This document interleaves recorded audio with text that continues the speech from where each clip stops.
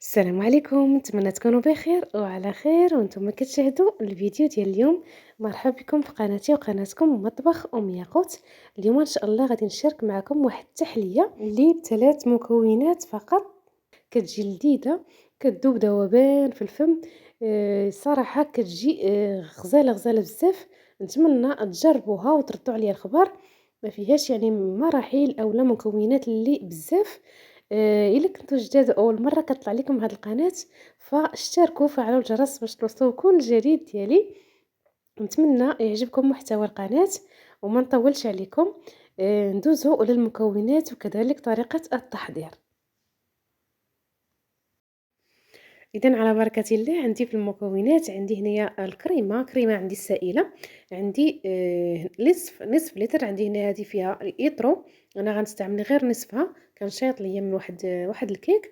وعندي هنايا حليب مركز محلل اللي اختياري، يعني غير كان عندي وقلت ندخلو في هذه التحلية هذه، أما هو ماشي ضروري بطبيعة الحال، لأن كيف ما قلت لكم التحلية فيها غير 3 مكونات فقط، وهذا غير كان عندي في الثلاجة ما بغيتوش هكا يضيع. بطبيعة الحال الكريمة راها باردة مزيان هي وداك نيسلي، فغادي ندير كلشي هنايا يطرب مزيان حتى كتطلع ليا الكريمة حلوة كيف ما كتعرفوا ولا لا كتكون حلوة.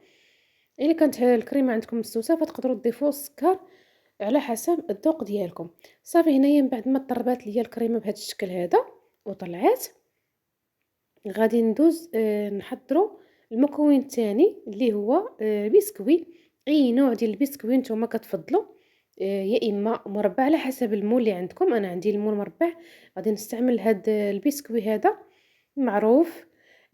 غادي نستعمل هاد البسكوي المربع. الا عندكم مول دائري فتقدروا ديروا بسكوي هكا دائري، يعني لكم الاختيار. وعندي شويه ديال الحليب كيف ما كتشوفوا باش غادي ندوز هاد البسكوي هذا. وعندي هاد الاطار اولا هاد السيركل هذا المربع، وانتم استعملوا اي مول كتفضلوا اللي كيتحل هكا من الجنب، يا اما مربع يا اما دائري، لكم الاختيار. صافي غادي نحاول الطبقه الاولى غادي نديرها بسكوي، غادي نغمسها هكا في الحليب وغادي نستفها بهذا الشكل هذا. وغادي ندير الطبقه الثانيه من الكريمه. راه ما كاين ما اسهل من هاد التحليه هذه، والصراحه راها كتجي بنينه. صافي دوزت درت الطبقة الثانية من الكريمة، وغادي ندير الطبقة الثالثة من البسكوي، وحنا غاديين يعني حتى كنساليو الكريمة اللي عندنا مع البسكوي. الصراحة راه ما عبرتش شحال درت ديال البسكوي، وانتم على حسب. انا درت تبارك الله التحليه راه جاتني يعني كبيرة عالية. كثرت شوية البسكوي، نتوما على حسب حسب داكشي اللي عندكم متوفر. صافي غنستمر بهذه الطريقه هذه، طبقه ديال البسكوي وطبقه ديال الكريمه حتى كنسالي البسكوي اللي عندي مع الكريمه. صافي وغادي نشارك معكم التزيين اللي درت ليها هكا من الفوق اللي هو ساهل بطبيعه الحال.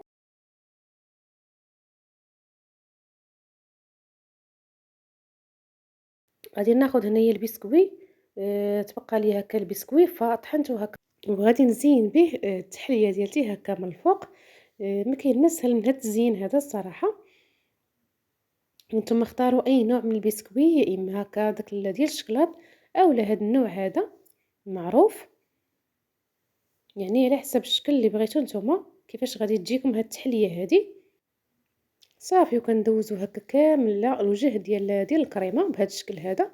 يعني الفيديو راه شارح نفسه، والا بغيتو يعني بنفس هاد المقادير ديروا هكا التحليه في الكؤوس، كغير غتهرمشوا هكا داك البسكوي وديروا طبقات الكريمه وطبقات البسكويت حتى كتعمروا الكويسات ديالكم. صافي هنايا كما شفتوا راني غطيت هاد التحليه ديالتي ودخلتها للثلاجه واحد المده، يعني حتى قبطات براسها مزيان.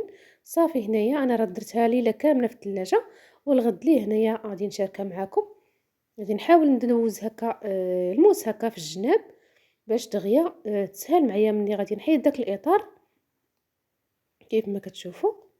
وإلا وصلتوا معايا لهنا وعجبكم هذا الفيديو ما فيها باس تخليو لي لايك للفيديو وشي تعليق زوين بحالكم، وما تنساوش تبارطاجيو الفيديو على مواقع التواصل الاجتماعي باش تعم فائدة على الجميع.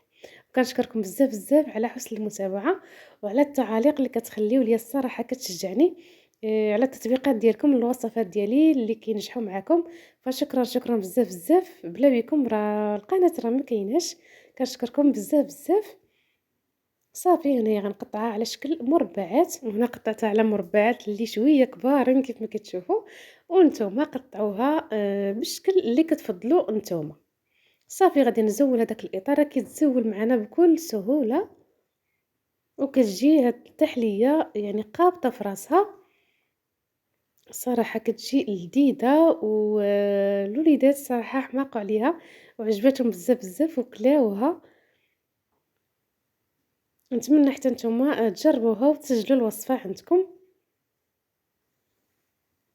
وهنا غادي نشارك معكم، ما غاديش نفوت الفرصه، وغادي نشارك معكم هكا قطعه غادي تشوفوا هكا القوام ديالها كيفاش كتجي. داك البسكوي كيجي دايب ذوبان.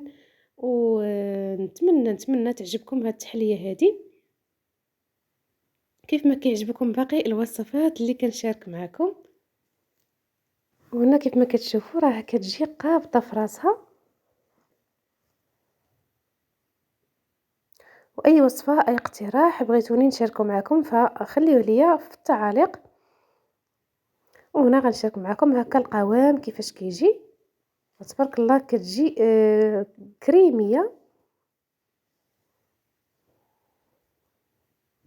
وحتى تجربوها عاد ردوا عليا الخبر.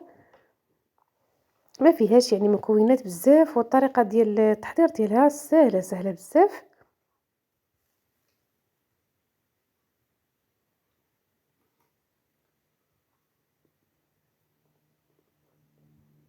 وهنا غنشارك معكم تبقى ليا شويه ديال البسكوت والكريمه، درتو هكا في هذا الكويس هذا باش تاخذوا هكا فكره ان ديروهم هكا فرديين ماشي غير حجم عائلي. كذلك في الكويسات كيجيو هكا زوينين. وكنتمنى هذا الفيديو هذا اولا هذه التحليه تعجبكم وتكونوا استفدتوا ولو غير قليل، واخا غير تاخذوا فكره. وللمزيد من الوصفات واقتراحات زوروا قناتي، غادي تلقاو بزاف ديال الوصفات واقتراحات اللي في المتناول، اقتراحات اللي متنوعين وفي متناول الجميع. نتمنى ضربوا طليله وتاخذوا افكار. كان هذا هو الفيديو ديال اليوم، كنتمنى التحليه تعجبكم. وصلنا لنهايه ديال الفيديو، كنضرب لكم موعد لوصفه قادمه بحول الله. الى اللقاء.